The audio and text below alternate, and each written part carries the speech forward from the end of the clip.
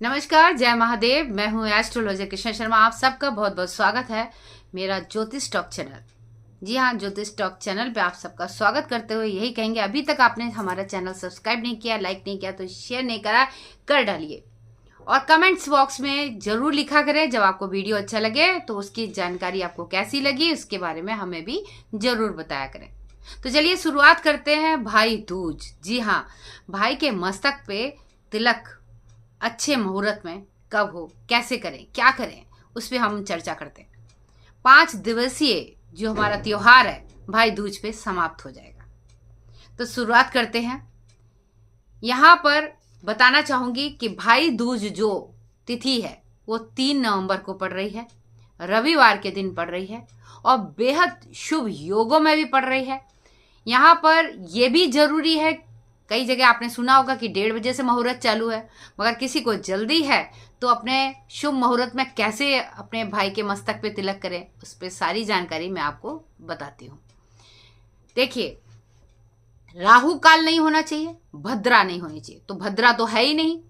अब राहु काल की बात करते हैं, राहु काल का भी समय नहीं है उस समय। जब तक राहु काल का समय होगा तब तक तो शुभ मुहूर्त खत्म हो चुका होगा। यहाँ पर सबसे पहला जो हमारा मुहूर्त है उसके बारे में मैं आपको जानकारी देती हूँ। सबसे पहला मुहूर्त यहाँ पर 5:30 29 से चालू हो जाएगा, 29 मिनट कुछ सेकंड पे, तो मान के चलिए 9:30 बजे के करीब। सुबह 9:30 बजे से प्रारंभ होगा और 10:42 तक का, यानी कि लाभ का, उन्नति का ये मुहूर्त है। और इसके तुरंत बाद यानी कि 10:42 से लेके 12:03 तक का जो समय रहेगा वो रहेगा अमृत का।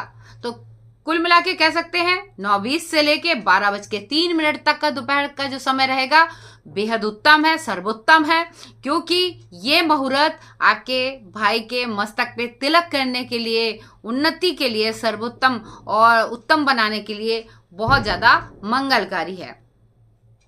और इसके बाद अगर हम बात करते हैं कि दूसरा दोपहर का मुहूर्त, कभी कभी ऐसा होता है कि नहीं आप अपने भाई के मस्तक पे उस मुहूर्त पे तिलक कर पाए, तो 1:25 से प्रारंभ होगा, 2:46 तक का रहेगा। उस दौरान भी आप अपने भाई के मस्तक पे तिलक कर सकते हैं। अब ये हो जाता है कि हमें अभी भी समय नहीं मिला, अब शाम को समय मिला, तो 5:29 से लेके 8:10 तक का समय रहेगा, जिसमें शुभ और अमृत चौघड़िया के ये 2 मुहूर्त रहेंगे। इसमें आप अपने भाई के मस्तक पे तिलक कर सकती हैं। अब बात करते हैं कि भाई के मस्तक पे जब हम तिलक करते हैं तो हमें किन किन चीज़ों का ध्यान रखना चाहिए। सबसे पहले भाई को अपनी बहन के घर में आकर मस्तक पे तिलक कराना है, और इसके साथ ही भाई के लिए अगर बहन खाली चाय ही बना देती है या कुछ खिला देती है अपने हाथों से ही, क्योंकि पान का बहुत ज़्यादा शुभता मानी गई है, तो अगर पान भी खिलाते हैं तो भी बहुत ज़्यादा उत्तम हो जाता है। भाई के मस्तक पे तिलक करते हुए बहन अपने भाई के लिए अगर जैसे हम तिलक कर रहे हैं अपने भाई के मस्तक पे, तो उस समय कुछ चीज़ें बोली जाती है, उस पर मैं आपको यहाँ पे मैं बता दूँ। यहाँ पर बहन जब तिलक करेगी अपने भाई के मस्तक पे तो क्या बोलेगी? गंगा पूजे यमुना को, यमी पूजे यमराज, सुभद्रा पूजे कृष्ण को, गंगा यमुना नीर बहे मेरे भाई आप बढ़े फूले फले। जी हाँ, फिर से एक बार बोल देती हूँ। गंगा पूजे यमुना को, यमी पूजे यमराज, सुभद्रा पूजे कृष्ण को, गंगा यमुना नीर बहे मेरे भाई आप बढ़े फूले फले।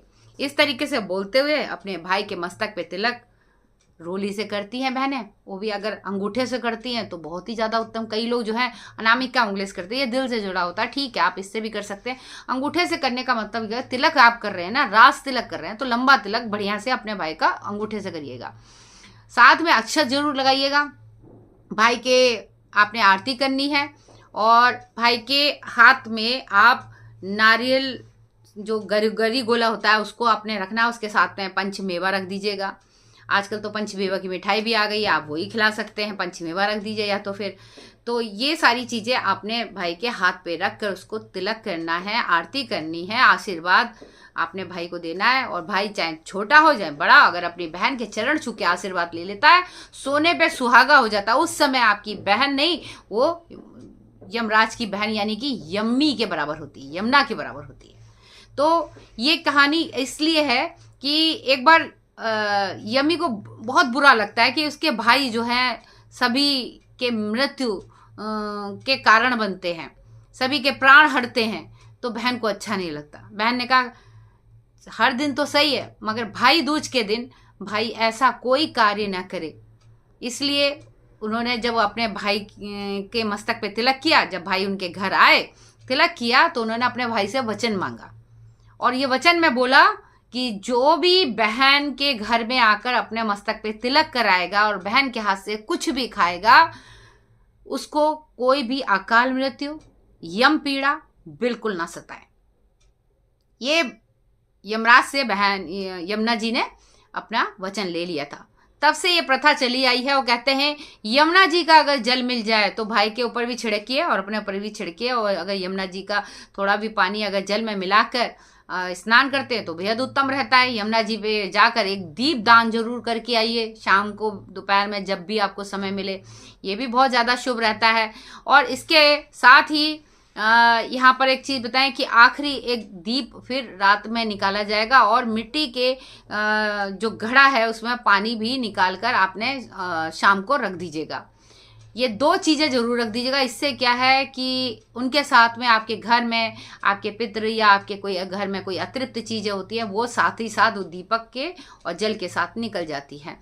ये चीज़ें ज़रूर करनी है। और इसके अलावा ये बता दें कि आप जब तिलक कर लें, सब कुछ कर लें, कुछ भी पैसे अपने भाई के ऊपर से निछावर करने के साथ साथ उसको जो है आपने क्या करना है, यमराज का वाहन क्या है, भैंसा।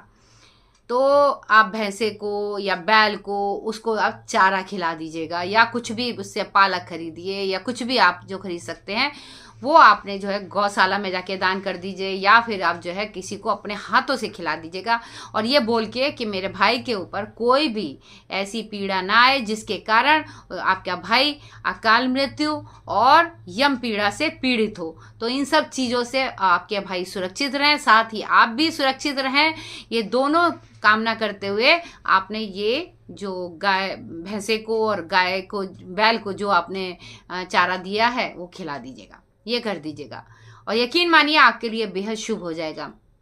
यदि भाई मन से दिल से अपने बहन के घर पे आकर मस्तक पे तिलक लगा के ये सोच के तिलक लगाएगा कि आप सच्चे दिल से बहन को अपने प्यार करते हैं, सच्चे दिल से अपनी बहन के लिए आपके हृदय में ये सम्मान है, तो यकीनन आपको जीवन में कोई अकाल मृत्यु, कोई यम पीड़ा छू नहीं सकती। आपके घर में बरकत भरी रहेगी, क्योंकि बहन बुद्ध का प्रतीक होती है। बुआ से भी आप करवा सकते हैं, बुआ भी जो है बुद्ध का प्रतीक है।